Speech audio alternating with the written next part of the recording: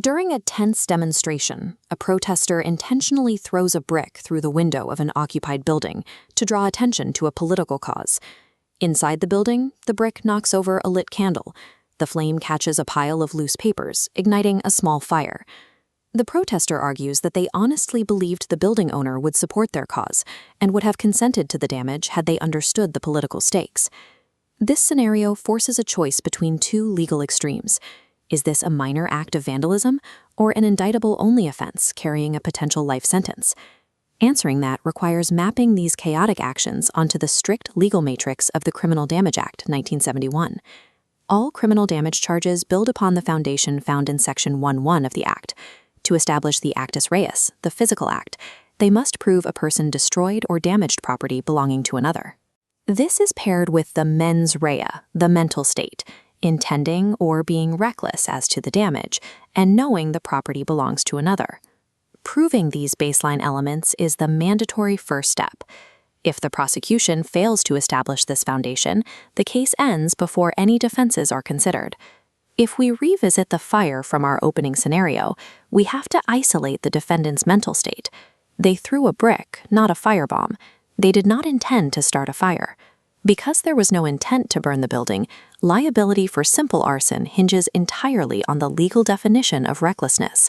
To resolve this, we apply the IRAC framework, identifying the issue, rule, application, and conclusion. The definitive precedent for recklessness in criminal damage is the House of Lords decision in RVG 2004. In this case, the court explicitly established a purely subjective test for recklessness. Under a subjective test, the accused is judged strictly on their own personal state of mind at the time. The court does not ask what a hypothetical, reasonable person would have foreseen.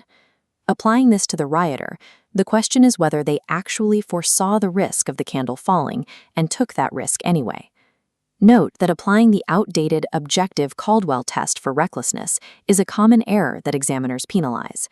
Without proof that the rioters subjectively appreciated the risk of fire, the prosecution cannot secure an arson conviction.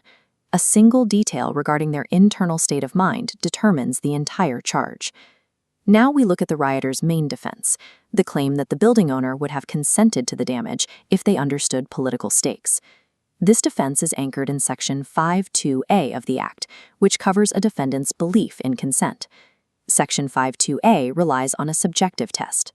The law is concerned only with whether the defendant honestly held that belief. The case of Jaggard v. Dickinson illustrates this subjectivity. Even a mistaken belief in consent fueled by intoxication is legally valid if it is honestly held. However, the Court of Appeals set clear limits for political protests in the Attorney General's Reference No. 1 of 2023, following the Colston statue's toppling.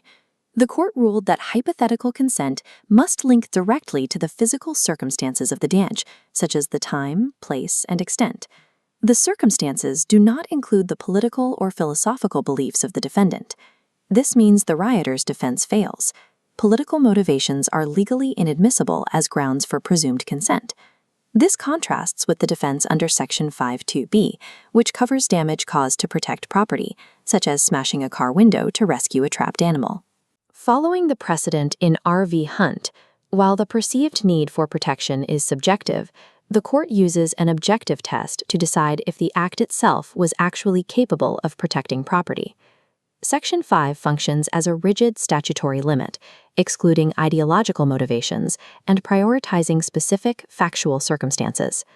If people were standing directly behind the window when the brick shattered it, the charge escalates to aggravated criminal damage under Section 1.2. Unlike simple criminal damage, the property in an aggravated charge can belong to anyone, including the defendant themselves. To secure a conviction, the prosecution must prove an ulterior mens rea.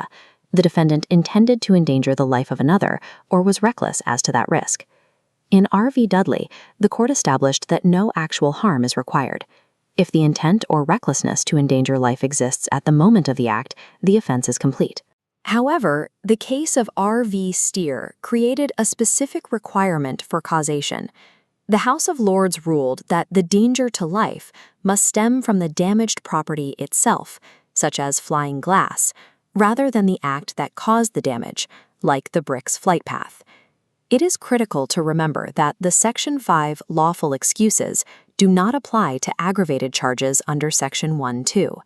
The aggravated charge strips away statutory defenses, like belief in consent, but it requires the prosecution to prove a highly technical chain of causation. Returning to our original scenario, we can now reach a final legal verdict. The rioter is liable for simple damage because they were subjectively reckless when throwing the brick. Their political defense fails the objective boundaries established by the AG's reference. If the occupants were endangered by flying glass, the charge escalates to aggravated damage, which instantly voids any Section 5 defenses. The strategy for these exams requires a systematic approach. Identify the base offense, test mental states subjectively, apply strict statutory boundaries, and verify the specific source of danger for aggravated charges. Mastering the Criminal Damage Act means navigating an interconnected architectural matrix. In this framework, a single mistaken assumption can turn a minor penalty into a life sentence.